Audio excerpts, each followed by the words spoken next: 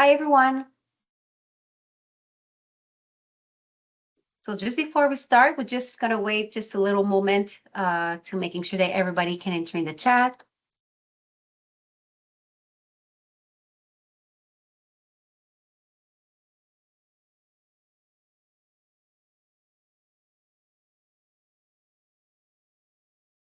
Okay, so we'll go start in 1 minute.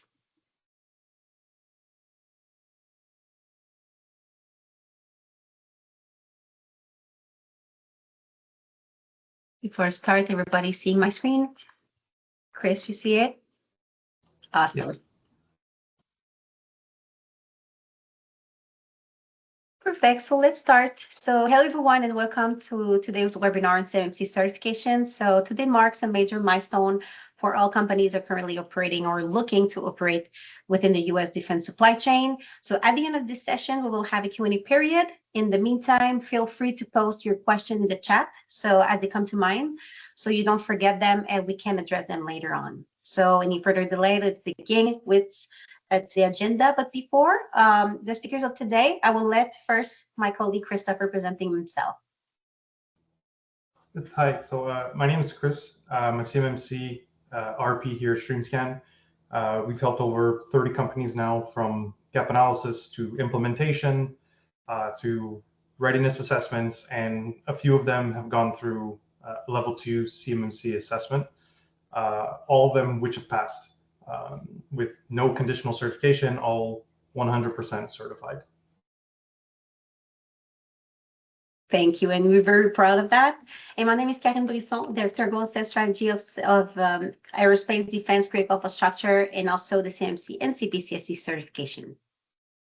So on to the agenda, so we're having a few topics. The first one, we will just do a slight introduction of StreamScan for those who doesn't really know us. We will address also the CMMC compliance, so that this is a turning point, the main reason why today we're here to having this webinar with you.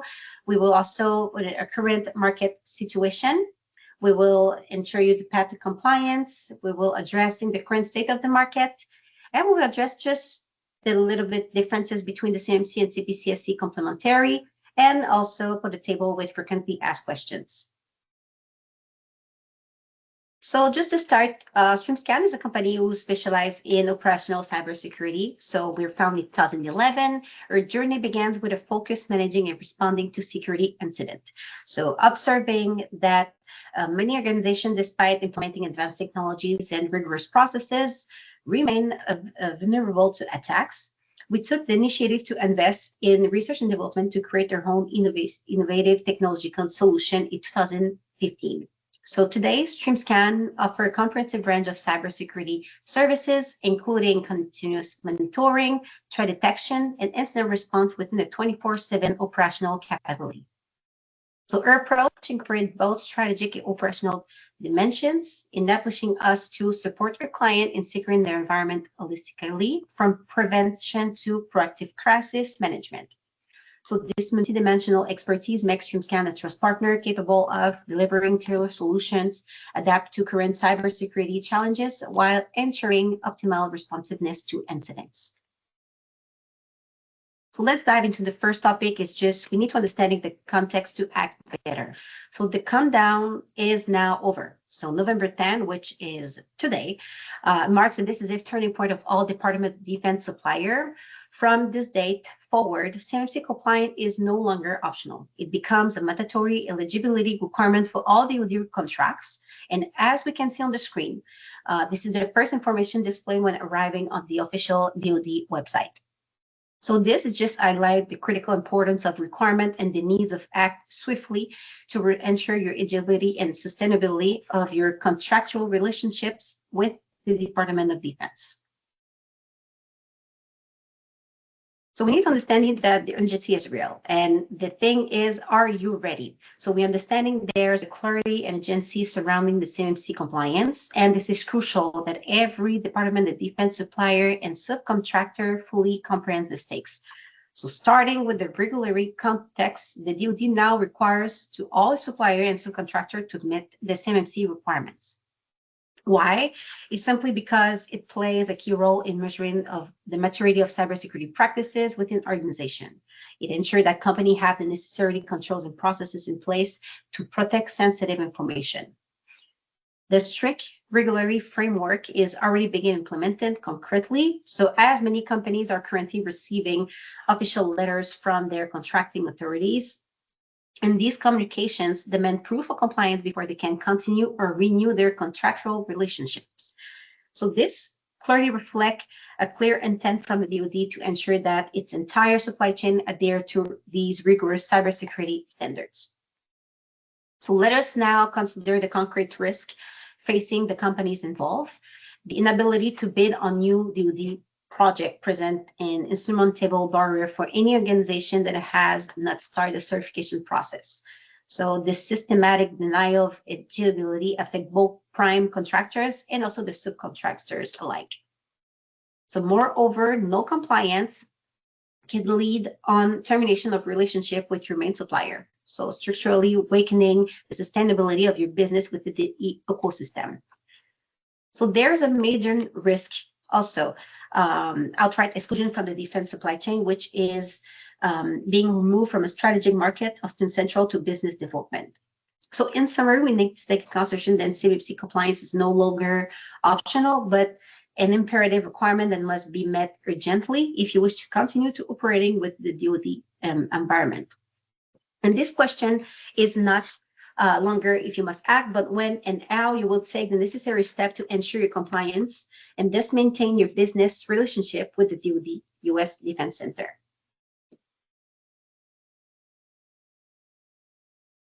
So we understand that compliance become a collective effort, and we often hear a lot of companies say they are not necessarily sure if the information they handle is sensitive or not. Chris, can you take just a little moment to explain to us how we determine when a company must comply with certification, by example?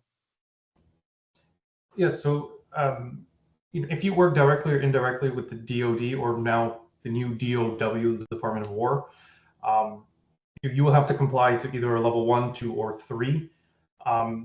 If you were to have to do level 3, the DoD or DOW will have already reached out to you because you are a key member in their infrastructure, and they would have already told you, to start level 3, even though it's not required just yet, but they would have already started to reach out. So most likely, I would say most of you here will be level 2, and level 2 with an audit, not just level 2 self-assessment.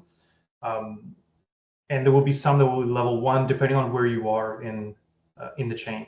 So depending on what kind of information you receive, how you receive it, and exactly what you're building will determine the tier level that you are. So like I said, most of you will be level 2. You will receive probably technical information, diagrams, specifications, anything to build, any type of military project. It could be anything from weaponry to, aircraft to naval, to anything that basically touches the U.S. Army. So it's not a question of size company. It's just a question on which type of data that you're handling. That's right. It doesn't matter if you're a 1-person company or if you're a 1,000-person company. If you touch anything that will go to help the U.S. military, you're in the supply chain. So you will have to be certified at some point. So again, it doesn't really matter the size. It's really the type of data that you will have. Great. So if we're entering into the second subject, so what is the concrete meaning of November 10, depending on your situation? So we see 2 case scenarios. The first one is we having the companies involving with the DoD supply chain already. You already have some contract. And the other one is the contractors who's targeting future contracts. So the first case, if your company is currently under contract with the DoD or with the OEM, this is imperative that you can concretely demonstrate that you have begun your path towards compliance. So this is not a mere recommendation. It explicitly conditions the continuation of your contractual relationship. So the first step is to conduct a thorough initial assessment of your current security level. So this assessment must be comprehensive to establish a clear and objective baseline of your current cybersecurity posture. So next, you need to precisely map all the non-compliance against the specific CMMC requirements applicable to your certification level. So this involves identifying each gap and deficiency is in enough detail to guide your action plan. So given the real urgency, also, this is crucial to immediately begin implementing priority corrective measurements. So these corrections will form the foundation of your progress toward the full compliance. We need to understanding also that the DoD and OEMs expect to have a structured action plan from you. So detailing your compliance strategy with clear milestones, realistic deadlines, assign responsibility to every level of the organization. You need to track your progress, and they also require measurable indicators. So this scenario, we most often see that you will need to formalize your commitment by submitting an official form. So this document must detail the action already taken, the score of your most recent self-assessment, by example, as well as the expected date of the full submission of your compliance plan. Chris, we've seen a lot of with our clients sometimes. So can you explain the scenario that we have seen the most with a few of our clients? Yeah, so what we've seen in the past, especially if you work with companies like General Dynamics, they don't stop. They want to make sure that you are compliant because it affects their their supply chain. So they've probably already sent you letters. They've probably done meetings with you already with General Dynamics specifically. Now Boeing has come out and started sending contractor letters. Lockheed Martin has done the same. Bell Textron has done the same thing. They ask you to fill out a questionnaire. Raytheon, the same thing. There's so many of them that are moving forward. We've seen another one, Rolls-Royce, the same thing. Everybody is moving forward because they know that it affects them. Some contractors are more into it than others, I would say. General Dynamics specifically, they want you to be at a certain level before they can send you any data. And if you're not at that certain level, they will take the data away from you. And if they don't see that you're progressing, they can cancel the contract all out. They know that it's super important for them to maintain, their contracts. So they want to make sure that you're ready, and then, your flow down as well will make sure that it doesn't affect their side. So that's kind of what we've seen in the past, and it's very quick. They come in, they say, we're setting up a meeting, we want to see where you are. And then it's, okay, you have 30 days to get us your SPRS score. Once you get the SPRS score, no matter what it is, as long as it's under 88, they will come again and say, you have another 30 days to get as close to 88 as possible. They want to see where you get to. And then at a certain point, they will say, you're progressing, you're not at 88 left, we're going to take the data away from you. And when you get back to 88 and you can show us that you're at 88 on the SPRS score, we'll give you the data back. But it doesn't end at 88. The second you hit 88, they tell you, when will you be at 110? That is their next question. And then you set up another meeting at that point, and you can't tell them we're going to be ready in a year. They won't allow that. You say, it's going to take us 2 months to get there. We're missing, X, Y, Z. Christmas break is coming up. We're going to be closed for 2 weeks. We need a little bit more time. They're very flexible with it. You cannot turn around and say it's going to be a year. It's going to be next November. They won't allow it. So you have to have a real plan of action in place before you start to meet with them, because they are going to attack you on every front to make sure that you're at 110, because they don't want any disruptions. So you need to know that if you work with General Dynamics specifically, you need to start moving, because they're not going to wait and they're going to go to the next person. You just have to really be sure where you are. And if you haven't started, you need to start at least to get your SPRS score, because it's the first thing they ask for. Exactly. So for now, this is General Dynamics, but there will be also the other OEMs will starting to applicate it. And the main reason is because the handle COI, they give it to you. This is their main responsibility, to making sure that when they handling some COI to subcontractors, they must be compliant too. So they are totally in the right to do this type of things. So just to put in big picture, so the form represents your contractual commitment, confirming your willingness and capability to achieve the requirements compliance. So the case number 2 is the contractors targeting future contracts. So as of today, if you plan to bid on future contracts, it is crucial to understanding that CMMC certification has become essential. So without this certification, your proposal may still consider in some isolated cases for now, but eventually it will not be reviewed or evaluated by procurement teams. We will see just a little bit later. Chris will explain all the phases. So this is when you're going to understanding what I just said right now. So each request proposal, so each RFP will explicitly specify the requirements CMMC level in order to be eligible to bid. So the question will be straightforward and binary. Are you certified at the required level? Yes or no. So there is no gray areas or exception on this point. This framework acts as a thematic exclusion filter from the very start of the application process. So I have another question for you here, Chris. So could you explain how is determined which CMMC certification level a company must achieve when bidding on a solicitation? They will decide by themselves. What is the process to understanding which type of level of CMMC they need to have? Yeah, so just to keep in mind, I would say about 90% of the companies that are out there will need to be level 2. So if you're not sure, it is probably level 2. The other part is on the contract, it'll tell you. It'll say level 1 self-assessment. It'll say level 2 self-assessment or level 2 audit assessment. So the contract will tell you, and the contract will also tell you exactly what the CUI is and what you need to protect. There is no more guessing of is this a CUI, is that a CUI? It will tell you exactly what document is CUI, so you know exactly what you need to protect.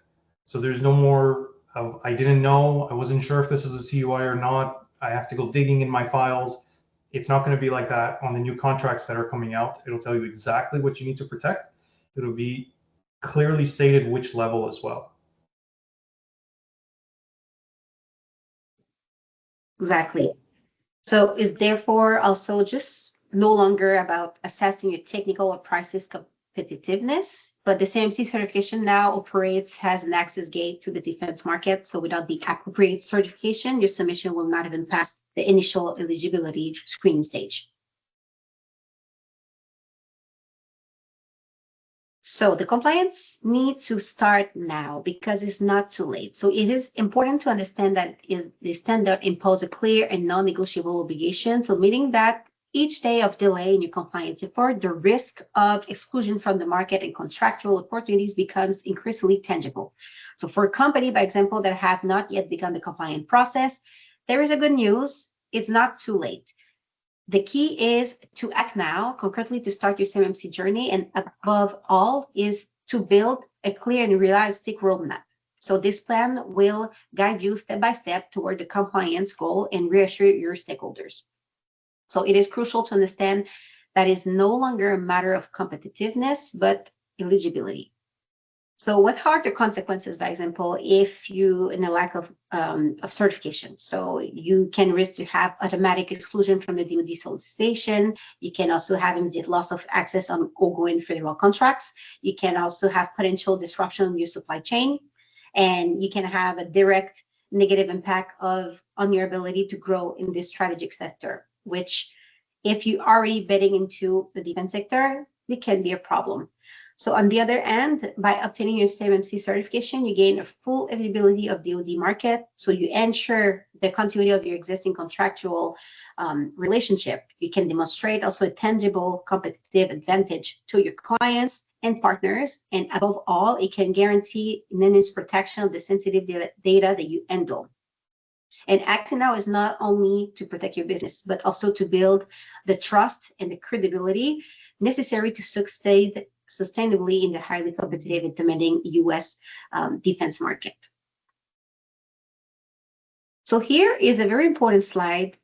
So it starts today. So till the rollout, we're having 4 phases till 2028. So Chris, please can you explain it each phases and what is important to understanding by phases? Yeah, so today CMMC begins. So any new contracts that will come out from the DoD as after today will have a CMMC requirement. Now it could be a level 1, it could be a level 2 self-assessment, or like I said, the level 2 third-party assessment, which is the most common. But for right now, anything after today, all the new contracts coming out will have a requirement, some sort of a requirement. So if you are looking to bid on a new contract, they will ask you if you are certified, level 1, 2, or level 2 independent third-party assessment. So it's a 4-year phase. So in the year 4 in 2028, it'll be 100% mandatory for everybody. So that will be level 1, 2, and 3. There will be no contracts that are out there that will that are working with the DoD that won't have a CMMC requirement, even if it is from 5 years ago. So that's their plan over the next 4 years. Now, it could change, but it's not supposed to. This is what they want to have done, and that is their goal, and that has been their goal for the last 4 years almost, that they've been trying to put this in place. That they want to do it over a 4-year period to give everybody the time to kind of close out the remaining points on their plan of action and to get certified. So starting next year on phase 2, they will require the third-party assessments on all level 2 contracts. Also at this time, either before or right after this date, they will start going backwards on the contracts. They will start to see the contracts that you currently have. If they are critical contracts, it will force you even before this date to be level 2 certified. And if you are not, they can take the contract away from you. So there's a very important piece that, at least a year from now, a little bit before or a little bit after, they will start to go backwards. And once they give you a deadline, if you miss that deadline, they will take that contract away from you. So you need to start. This is a long process, and not just the process of putting it in place that's difficult. It's getting a place with an auditor now, right? We've seen in the past 2 months that it was maybe 3-month wait, 2-month wait. Now you're looking at 5+, and that depends on who you go with, the relationships you have with them. If you worked with them in the past, these auditors are in huge demand, and people are booking their time now for next year, right? They're saying, we're not ready today, but let me book a slot, maybe in August next year. It gives me, almost a year, 10 months about to get ready to pass this audit. So spaces are filling up. People are not ready today. So they're pushing everything to next year, August, September, October, and then, the big push in November where everybody's going to run to get certified because they're going to start losing contracts. So it's time to start, working on it. It's time to reach out to an auditor as well, start to reserve a place and work backwards from there. See when they can give you a time, and then see if I have, 9 months to get ready. I need to start now. This is what I need to do. And you start to build your project that way. Then phase 3, they will start to introduce the level 3 certifications. There's a lot more controls that go into level 3. You need to do not only NIST 800, 171, but 172 as well. So they're giving the big suppliers an extra year to get that done. And then in phase 4, like I said, it's 100% rolled out. There will be no DoD contracts that won't have a CMMC requirement at that point. And as you said, this is super important because sometimes people think, 4 years, I have time. No, you need to understanding that till now, the DoD or the OEMs can take the lead on putting you an obligation to respecting the certification. And as we spoke a little bit earlier, General Dynamics already started before the 10 November. They can decide it because this is the way that they want to handle their CUI. So this is them to decide it. So you must starting right now, and you have the assessment phase, but as Chris said, you also have the C3PO, which is the audit. And if you're waiting too long, unfortunately, you have another opportunity to bet on the contract that you can apply because you don't certify yet. It can be a problem on long term.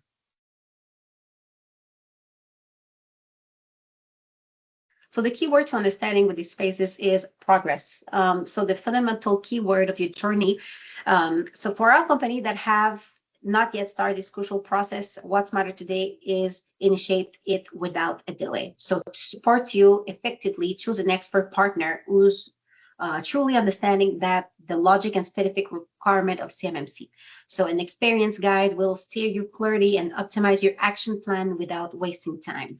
So next, you must conduct a self-assessment. So this will allow you to accurately evaluating your current level of compliance while clearly identifying your strengths or areas for improvement. So after this assessment, so you need to build a solid and realistic action plan, and this plan would include concrete steps to precise deadline to help you measure your progress over time. So in summary, the key to progress regularly and methodically by relying on appropriate expertise and honest evaluation of your situation, and also a clear, precise roadmap. Keep in mind, and these 3 steps take just 1 month. So is only 1 month you gain a clear understanding of what the CMMC certification would truly means to your organization in terms of resources, in terms of also the budget you need to address, and how much time it will take to you to the final destination. So the market pulse. So where businesses stand today. So we see the current CMMC compliance landscape reflect a highly varied reality. So many organizations have already begun their transition, but they're progressing at very different speeds. This disparity is largely explained by different sizes, available resources, and baseline cybersecurity maturity. So more large companies, by example, generally hold an advantage, but not always. So many have already implemented robust technical controls and adopt policies aligned with the most CMMC requirements. So their strategic edge lies in dedicated cybersecurity budget and structured security teams, so enabling them to roll out and manage progressive compliance program. So in a contrast, many small and medium-sized businesses are still in discovery phase, trying to understanding how to start this complex process. And we seen a lot of time in small and medium businesses, sometimes you don't have IT internally, so less cybersecurity expertise. So this is perfectly understandable as the CMMC framework is demanding and require proper planning and resources, then companies are at this stage. However, it doesn't mean that it's unachievable. Far from it. Let's not forget that most organizations within the defense supply chain are small and medium businesses. So fortunately, the framework was designed to be adaptive and scalable, allowing organizations of any size to succeed. And it's important to recognize that the defense market is evolving rapidly, especially given the current political dynamic. As a result, those who move forward early gain a valuable strategic position in prime contractors and government buyers. So here, the CMMC and CPCSC, for those one who doesn't really know what is CPCSC, Chris, can you just give a little overview of what it is, a CPCSC? Yeah, so the CPCSC is basically the Canadian version of CMMC. So if you work with the DND here in Canada, you will have to comply to CPCSC. So CPCSC is based off of the NIST 800-171 revision 3. So it's very similar to the revision 2 that is used for CMMC. They have added 3 new families. So you can see them there on the bottom, the planning, system and service acquisition and supply chain. They've modernized it because the revision 2 is a little bit dated. And if you do the CMMC, the level 2 part, you will be very close to getting your CPCSC. So it is very, very similar. And a lot of the controls you can see, there's some that are withdrawn, there's some that are added. And a lot of times they add them from other domain families. So they'll jump, some will come from access control to go to identification, authentication, and back and forth to kind of make it a bit better, because there's some controls in the CMMC that kind of overlap a lot. So they've removed some of them from one and then moved them into the other. So you're very, very close. You have 14 out of the 17 policies done and completed. Just move some controls around and your policies will be done. And on top of that, CPCSC is not here yet. The level 1 is going to start, last I heard was March, April 2026, the first rollout of level 1, and then level 2 at least a year later from that. So you are at least 18 months, if not longer, away from a CPCSC program, and CMMC is here. So if you have to do both, you need to do CMMC first because it is the requirement that is less than a year away. And for some new companies that are moving into the space, it's here for you today. You cannot bid on any new contracts without that requirement.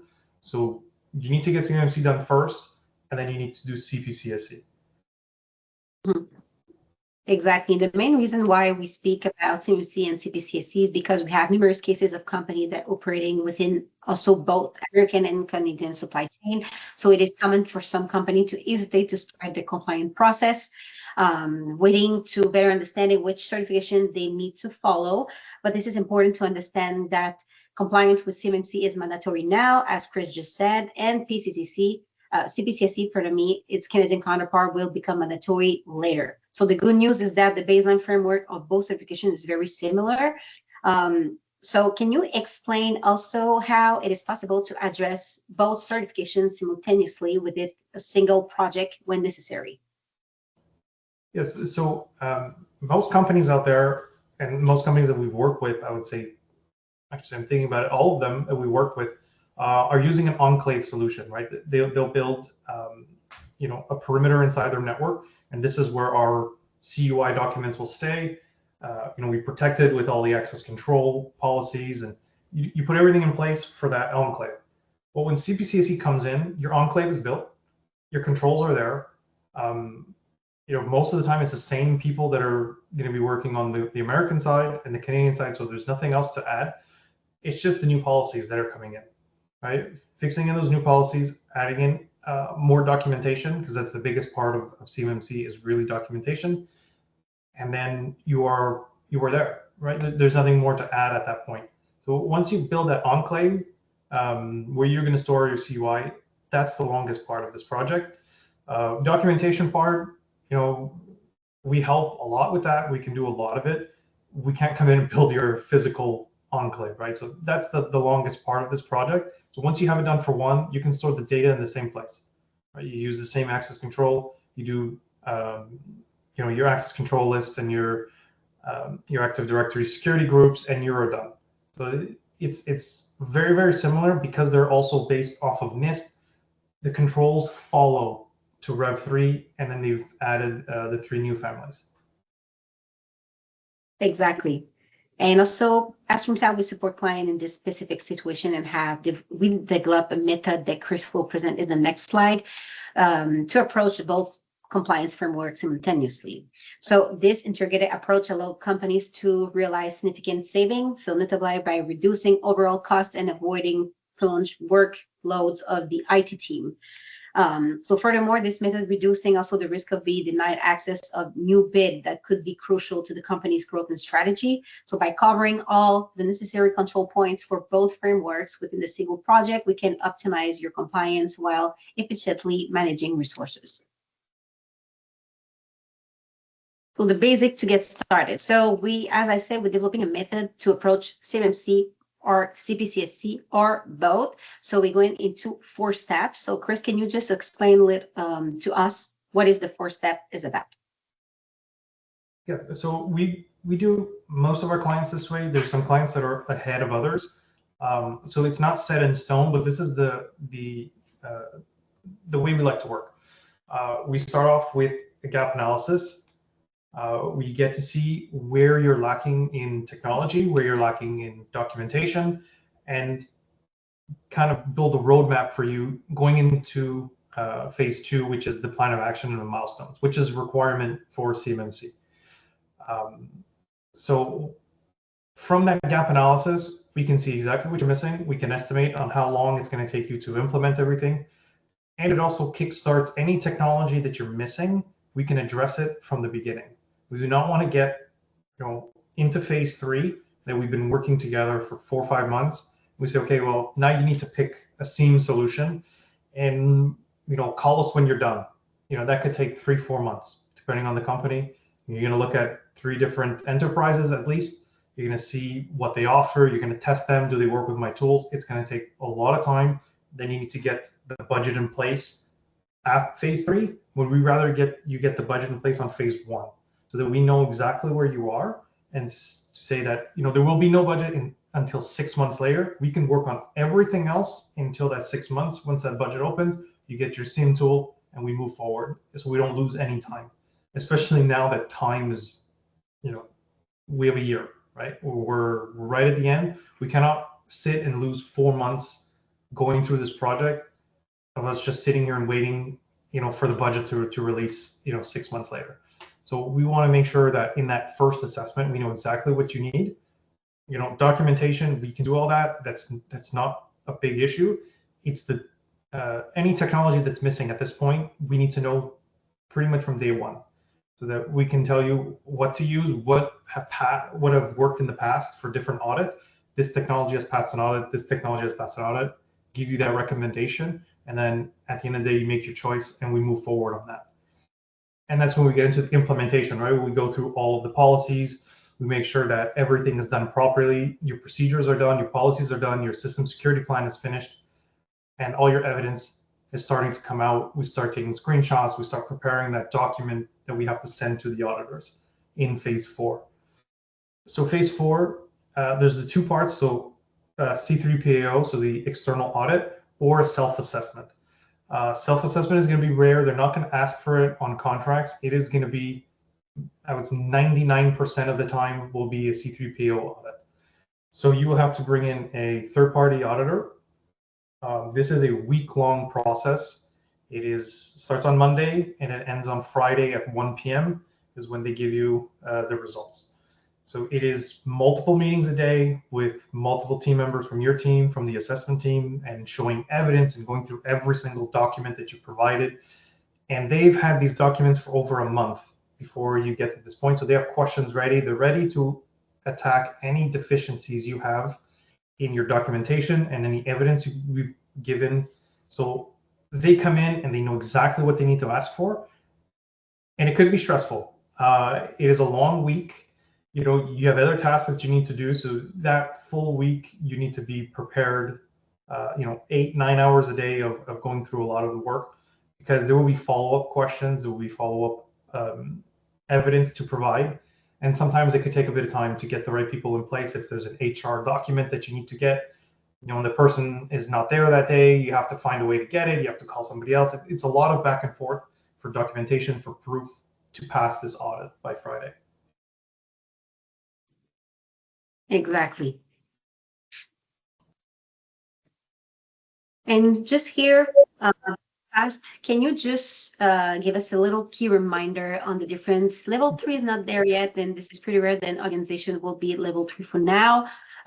So can you just give a little example what's different between the level 1 and level 2? Yes, so level 1 is very basic. There is 15 controls and 37 sub-controls or assessment objectives that you need to follow. And it's a self-assessment.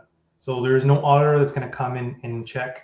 It is basically your word to say, yes, we've done it, we are ready, and here's our proof, and we're good. And no, they're not going to check. They can check, they're allowed to check, but they're not going to be looking for anything too specific, and you don't have any of the controlled unclassified information, the CUIs. Once you get to the technical information, documents, diagrams, anything like that, you will be in level 2. So we have 110 controls with 330 assessment objectives.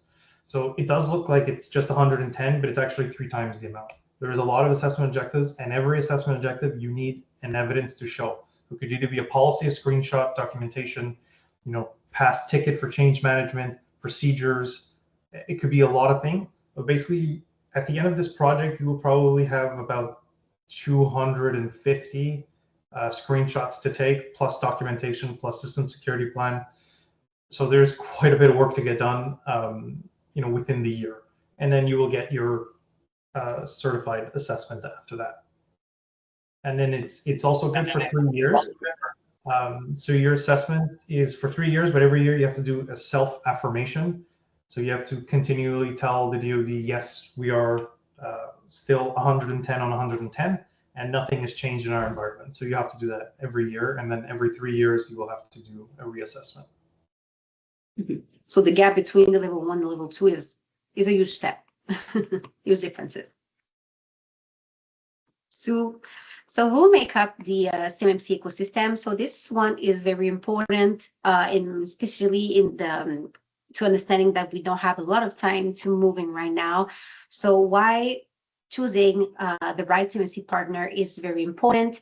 This is a strategic decision. So when you partner with professionals officially accredited by the Cyber AB, such as registered practitioner that we call RP, registered practitioner organization, RPO, or certified third-party assessment organization, which is the C3PAO who make the audit, is not just a formal requirement, but a decisive factor for success in your compliance journey. So the CMMC program demands a deep understanding of technical controls, evolving standards, and the defense industry context. So guidance from experienced, recognized experts ensure each steps align with official expectation and avoid costly missteps. So before you commit to a partner, take the time to assess their legitimacy and track records. So ask point questions that reveal both expertise and credibility. So we have two questions here that you can ask them. By example, have they successfully guided organization through a formal CMMC audit? Also, they are currently listed within the official CMMC ecosystem, which is the Cyber AB. This is the only one place that you can find which people and organization are accredited by the Cyber AB. You also they share verified references from certified clients, and also do they have concrete experience implementing level 2, 1 or 2 or 3 requirements. So the organization that keep these due diligence checks often face significant setback. So working with an accredited or inexperienced consultant can lead to waste budget, rework, and audit failure in retail timeline. So we already see on the market, unfortunately, some client that comes to us, then they were working into the CMMC certification since years. And unfortunately, we started from the beginning. So this is a lot of budget, lack of time waste, because they didn't have a good partner to go through the process. So it's very important if you want to protect your investment, verify your partner status directly on the Cyber AB registry. If this is a few minutes of verification that can prevent months and years of delay of substantial financial loss. So choosing an accredited partner is not optional. So it's the cornerstone to a successful CMMC certification and a safeguard for your organization continuity in the U.S. defense supply chain. So Chris, can you just give a few examples? Because as from time, we passed a few audits with some client, which we have 100% rate. Can you explain some tips, some stuff? Then after the audit, if you never pass the audit with your clients, which type of tips they will not learn from it? Yeah, so going through the audit, it's an experience. I'm gonna say it like that. It was the first few were tough. We didn't know what to expect. Nobody knew what to expect. We went through the audit with our auditing partner. The first company that we went with to pass this certification was their 5th audit, was the 5th C3PAO audit. So they were also new on their side, and we were new to this as well, like everybody else. So now that we've gone through it, we know exactly what the auditors need to know. We know exactly which screenshots they want to see, and they ask similar questions every time. So we write them down, we take notes, we know exactly what they want to see. So for the next customer that passes the audit, we get the screenshots exactly the way the auditor wants. So going from our first audit till the one we passed 2 weeks ago was our last one that we did. The one that we did 2 weeks ago, when we submitted all the evidence and all the documentation and everything, we completed 2/3 of the assessment before it even started. So when we got to the meetings, it was a lot less stressful.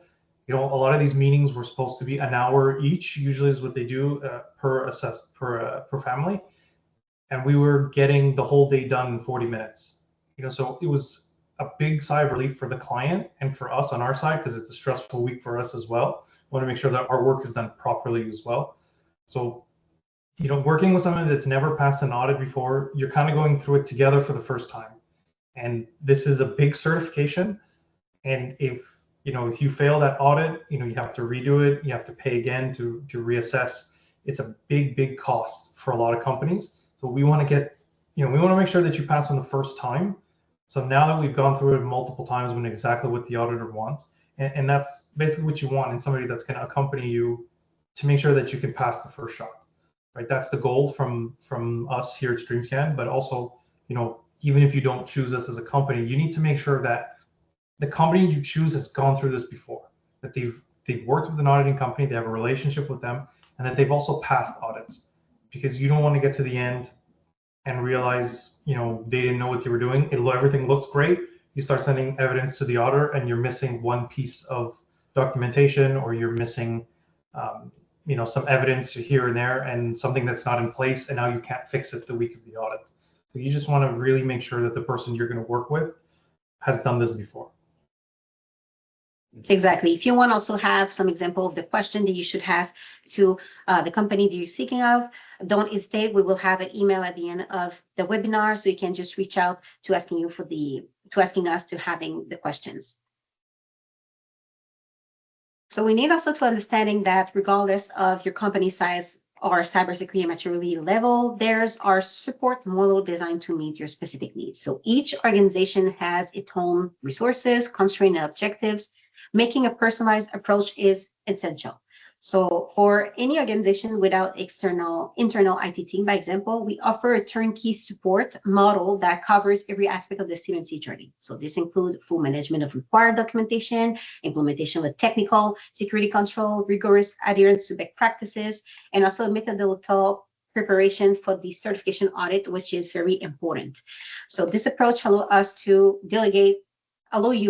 to delegate complex technical and administrative tasks while ensuring a structured, compliant, and efficient progression. For those who having experienced cybersecurity teams internally, so we can provide targeted support and complementary expertise to enhance internal effort. So this includes thorough validation of current practices, precise identification of improvement areas. It can also accelerate the certification process and transfer also of specialized CMMC knowledge to your team. So this collaborative approach allows your team to maintain autonomy while benefiting from expert oversight, minimizing costly errors or delay during the final audit.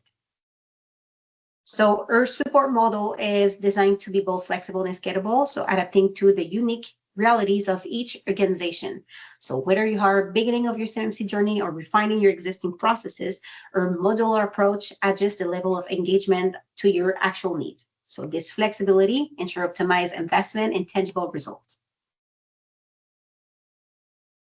So your action plans. So the upcoming steps and available tools for you right now, you need to understanding that start with a gap analysis, obtain a precise diagnostic to target your strengths, weakness, and investment priorities. Also, take advantage. There's a lot of grant programs that existing. So us, by example, as StreamScan, we helping companies to obtain some grant program because we know which type of program can be benefit for you. So right now we know 5 programs that can be available for depending on the company size, the segment that you also working in. And also November 10th is today. So it marks the beginning of the new era in cybersecurity. So plan a clear step in every progress count improving compliance. And I'm repeating, these 3 steps can take 1 month. 1 month to make the first step in making sure that you have a clear understanding that what CMMC is for your company. So as StreamScan, we make the certification simple. So we, at the end of the session, for those one who wants to understanding and discover position of the main step of your certification journey. So we will share with you a form to assess your current position. It will take, this is only a little 10 questions. And you need to understand that as StreamScan, we can providing you not only some help for the assessment, but we offer a complete ecosystem for clients to support it in every stages. So it can be the implementation solution, the training and the education also for your teams. We helping you also to get access to available resources in terms of grant program or other ones. And we really take you by the end to making sure that your compliance journey is a success. So we offering a 360-degree partnership. So there's different type of support available on the market. So it is essential to clearly understand your needs to choose the most suitable solution. Some support focus on the policy drafting, by example, while others can provide you with the platform. So if you go with a platform, yes, it's less cheaper, but you need to assume the fact that you already mastered the NIST 171 standard and you can do it by yourself. So you really need to understanding what is the type of support that your team need. So you need to understand that at StreamScan, we offer a 360-degree support covering all the necessary steps of compliance, from the policy drafting, the technology required for certification. Also, we also providing you with the intuitive platform that guides the policy drafting and offer continuous support for maintaining your certification. And this is not mandatory to take all the steps. It's very depending on the needs of the clients. So our certification, so we hold 3 certifications, so enabling us to meet a wide variety of clients' needs. So we are particularly proud to be the first MSSP in Canada certified at CMMC level 2. So this is a significant asset as many of our clients use our technology in the defense sector. So also we can understanding that we having the direct experience with the implementation and certification process because we already part of it. And Chris, I think you can speak about it because Chris was le maître d'orchestre, was organizing all these things. So I don't know if you want to talk a little bit about it. Yeah, so I was, us and the team. It wasn't just me. Our team really worked hard on these certifications. We did ISO first. And then once we finished ISO, we jumped right into SOC 2. They're very, very similar. So we wanted to get those 2 done before we continued with CMMC that we were doing at the same time. We were getting all the policies and everything ready for that. And then we passed, I believe it was in July of this year, I think the middle of July this year, we did our CMMC level 2 certification. It was a difficult process, I'm going to say, because it's different for us than regular companies that are out there. Most of the companies, they receive technical information, they store it in one location, they protect that location, and then you continue to work. For us, we provide the tools that secure, a lot of this environment, that go on your endpoints, that go on your servers, that capture all the traffic. So when we wanted to pass the audit, we had made it clear with our auditor that we will never have any CUI on our network. It was a big point that we didn't want to have that responsibility. So when they started looking at our stuff, and we believed internally that it was going to be a simple, straightforward process. We have no CUI. That's great. Okay, this is how we protect our users, we use Active Directory, security groups, password policies, VPN, all that stuff. And we were showing our tools, and everything was great. And we already passed an audit previously with a company that has used our tools. And then they turned around on us and they were like, well, that's great, but because you're offering our tools as a service, you need to show us the back end, which we were not prepared at the time because we didn't have the screenshots ready or anything like that. So we had to jump in and start bringing people into meetings and, okay, who's here? Okay, this person's on vacation. Okay, we have to call this person. Start getting screenshots of the back end of the code, because even if we show the front end of, hey, this is all the security events that we log, that's great. It's a paper that shows it, but can you show us inside the tool? And it was a long week for us because we were running back and forth with the dev team, trying to get evidence of things that we didn't do the first time around, and that we've never been asked for later in any of our other customers. It was just specifically for us, the way that we offer the service, that nothing is in our system. They had to test everything through our tools. So it was a very, very long week of getting, not just the 200 evidences that we need to show, but another 100 or 150 within the same week of the audit. It was a week that was good for us internally to see how it worked, to kind of get the the understanding of what it is to actually go through an audit, even though we're not the ones passing the audit. When we go with you guys, to see it from the other side was a big eye opener for our team. So it was really good to go through it. I'm happy that it went really well, but it was a really tough week for us that week. Exactly. And also for the clients who are using your technology. So in term with the audit, we also decided has a business purposes for a client because it will cost them less. And also we ensure them then we following the same requirement that they have. So here, when when the client's having our CDS technology into the network, they can cover already 43% of the certification on place. So the results speak for themselves. So we're very proud. So 100% of the company that have support through the final audit achieved with a perfect passing score. So this success not only demonstrate the rigor and effectiveness of our methodology, but also the commitment for our clients to fully meet the CMMC requirement. And this performance also translates to a 100% compliance rates once certification is obtained. So thanks to personalized support and tailored processes, our client have been able to maintain the robust security and management aligned with the strictest standard set is by the Department of Defense.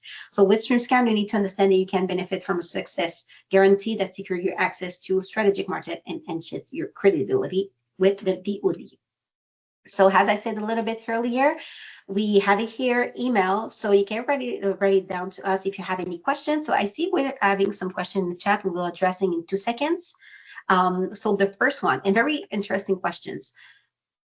So the first one here we having, hi, my company is a service provider to a tier 1 or 2 company. So we do not have access to technical information or store technical document or a server. So what level should we apply for? This is our scope, recruitment, talent placement, and managed services staffing for a variety of industries. So including example, aerospace, defense, automotive, nuclear energy, and manufacturing. Yeah, so you should not have to apply for any CMMC if you do not store any data, if you don't receive any data, if your company doesn't touch any of the data, you should not have to apply for any CMMC level 1 or 2.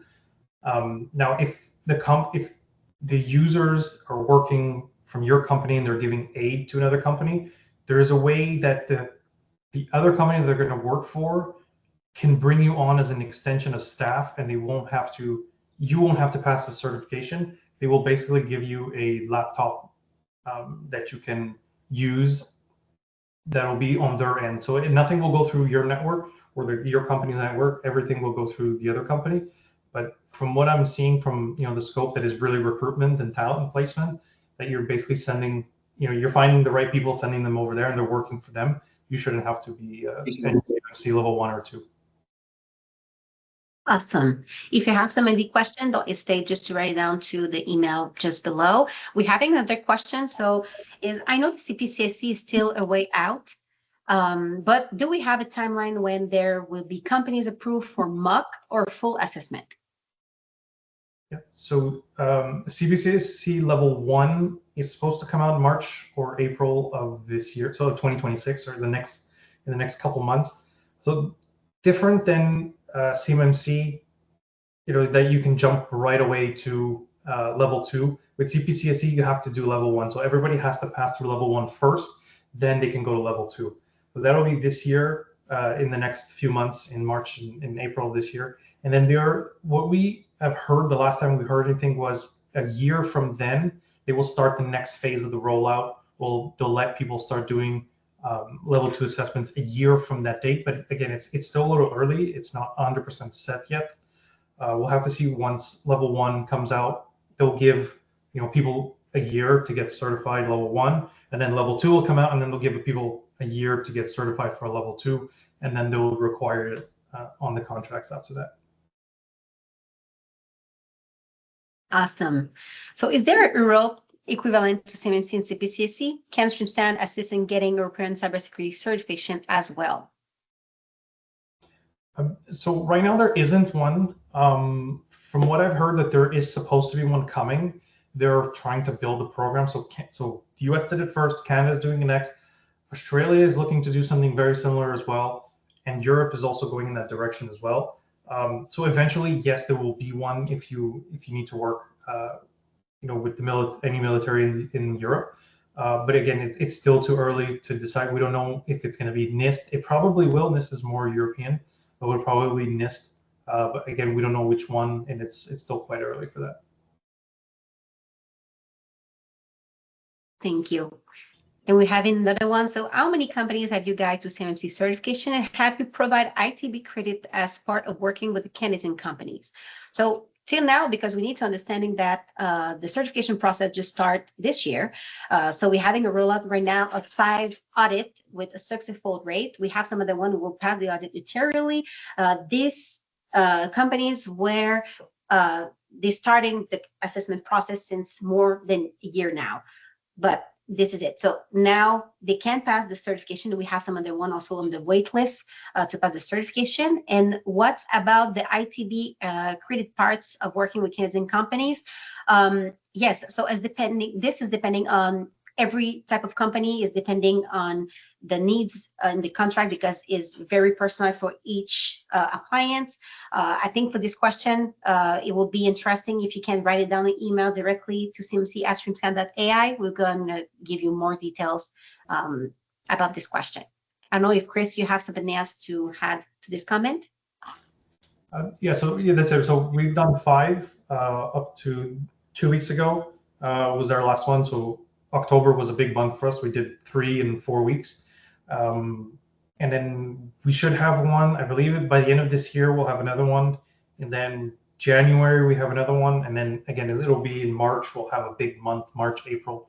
We'll probably have another 4 or 5 to do. So I'd say by this time next year, we'll probably have between at least 15, if not more, depending on the rest of the clients. I think we'll probably jump that way.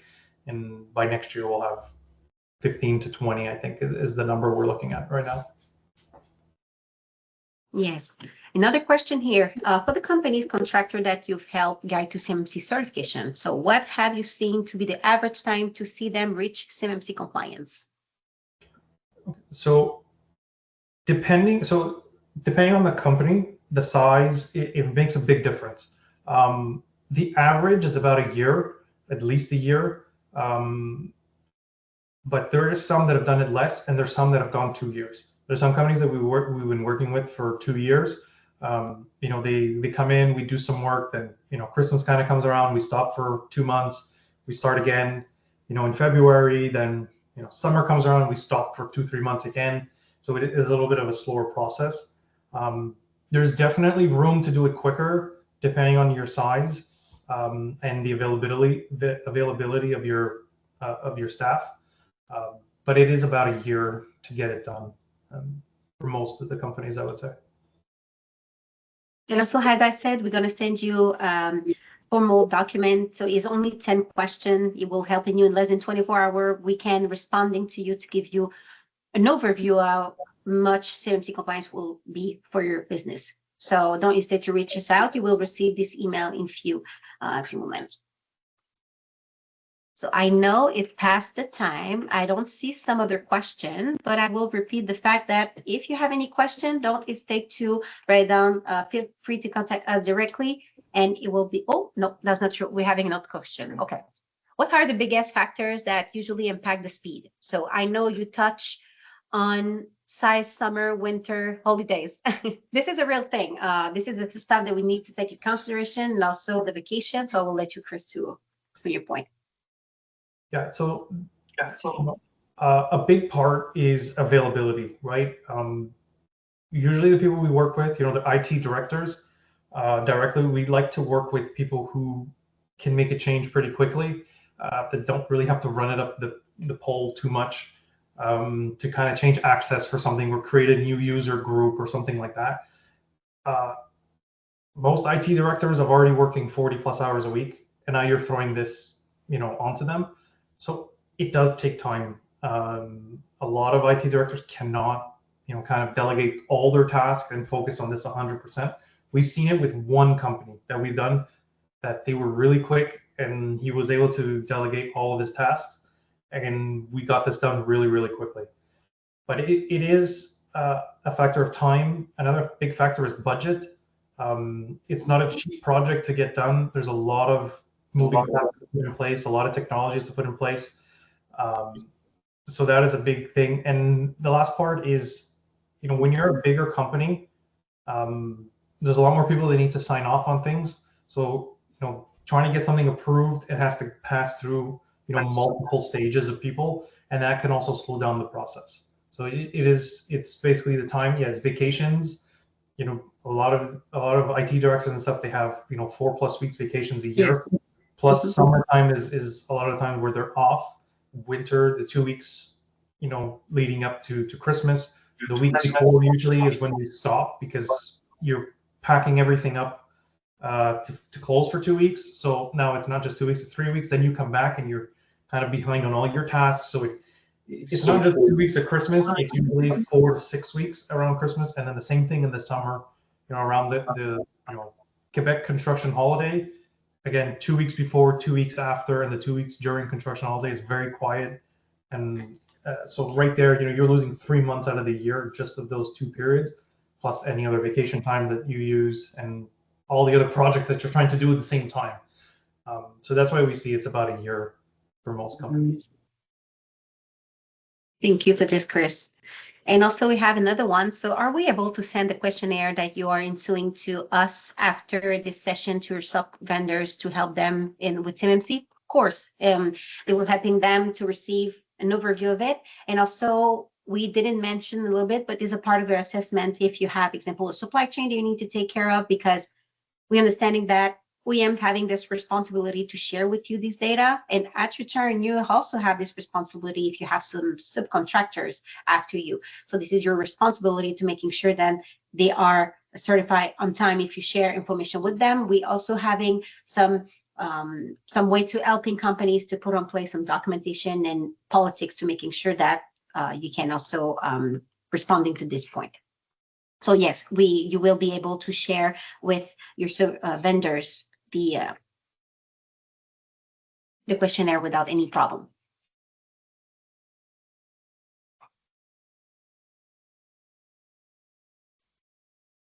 So I see no more question. Thank you so much. Thank you, everybody, to be part of this webinar today. That will be a pleasure. If you have any question, feel free to contact us to more info. Thank you so much.